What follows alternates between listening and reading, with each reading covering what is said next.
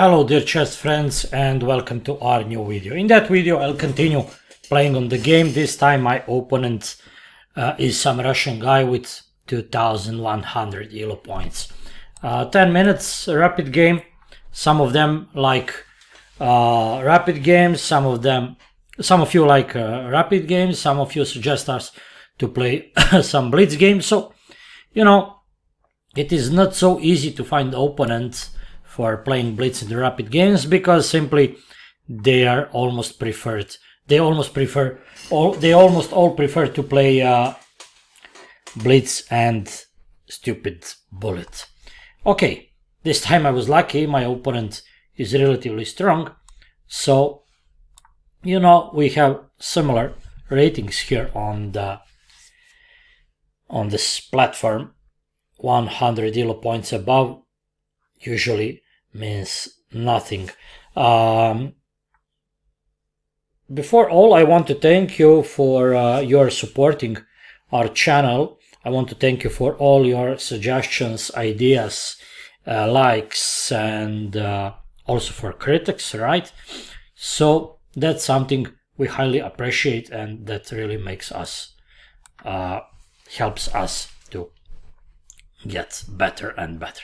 Okay, let's switch to the game. French defense, Tarrasch line with unusual knight g3 response. Now after de knight e4 I would have possibility smoothly to finish my development with bishop b4, and I think with queen e7. What can my opponent do here? Bishop d3 can be met with knight f6, something like this, or bishop f5, maybe even with long castling queen side. Queen e2. Okay, does my opponent want to trade queens? I think so. So bishop f5. You know, it is always good to activate your pieces with tempo, and that's something you should always go for. What might my opponent do here? I don't know. He moves the knight, okay. Attacking my bishop. I think I can go right now for bishop d2, forcing him to take with knight and moving his knight to unusual spot. If he takes with king, okay, that will make his king exposed, and I will have maybe some chances to attack it.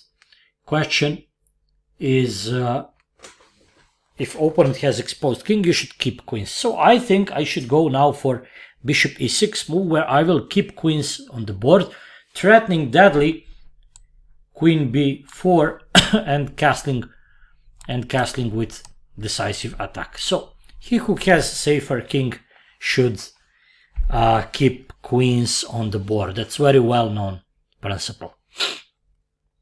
What would he do? I don't know. Maybe a3 to prevent check, but I think after long castling then black will be almost lost. So I think black did a lot mistakes here. He should not play queen e2. I think bishop d3 would be more common. But okay, I suggest you, as usual, my dear chess friends, to check our games, to check our analysis with your computer, with your friend, with your engine, whatever you prefer, of course. And that's really good advice for you to improve your chess knowledge. Okay, he's thinking. Time is running up. Okay, 7.5 almost. What would he do? I don't know. Maybe rook d1, which allows me, after long castling, to target also a2 pawn, as you can see. If rook d1, I would not go for queen b4, because that will help him just to do something he wants to do. That's king c1, of course. So if he plays d5 here, of course, I can also take that pawn and play endgame with extra pawn, with winning position. But I think The more promising, of course, is castling, which should be even better. Okay, my opponent is below 7 remaining minutes, so let's see about his plans. You know, his king is exposed, queen is in front of the bishop, rooks are in the corners, and there is nothing he can do at this moment to re-establish harmony in his army. Once again, some ask for you, dear chess friend. If you didn't, well, some likes and some subscribe is just something we will highly appreciate and something which will be so helpful for us. Queen d3, he decided to save queens on the board, of course castling, not only making my king safe, not only setting rook on open, or let's say precisely semi-open file, but also targeting both queen and king, which are extremely badly placed right now. I can do queen b4. With queen b4, I will just pick up the pawn, and that's the best, I think. I avoid the pin, and I will take a pawn with bishop. It takes a2 after queen c3, for instance. I don't think I can do knight d4. There is no reason to sacrifice this. Queen b4, knight f3 with sacrificing queen.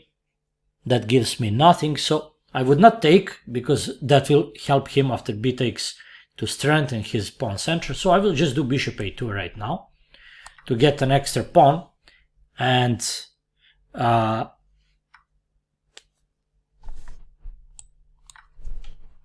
transfer game to winning endgame.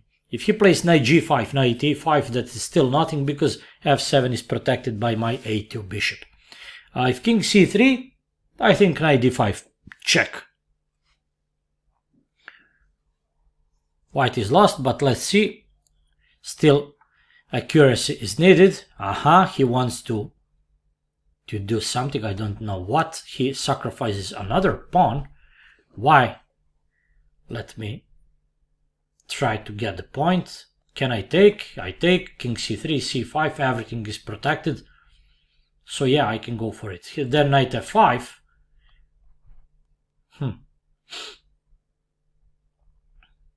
No, let me refute this with knight e7. If knight e7 he takes there, he takes on f7 and takes my knight. So maybe knight f6 then. Knight f6, knight f5. Is that good? Yeah, knight f6. Why not? I'm ready to, after king c3, to counter with check. Knight fd5. I could do f6, the simplest move ever, by the way, but that even didn't come to my mind. Simply in that position, with extremely active pieces and extremely exposed opponent king, my mind is focused on activated pieces. He forgot my bishop is on a2, and he can resign right now, but I don't know. Maybe that was bluff, maybe that is blunder.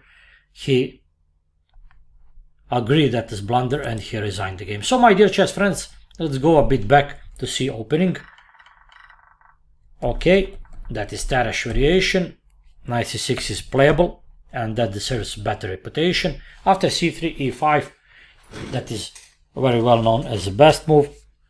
And right now after knight f3, ed and de. The point is, after that pawn is isolated, then I must finish my development some fastest way, that is bishop b4. Bishop d2, queen e7 using the pin, and here I think he should go for bishop d3, which would give him active play. Okay, that will be all, my dear chess friends, and I hope you could learn a thing or two from watching this game. See you soon with new examples. That will be all. Bye bye.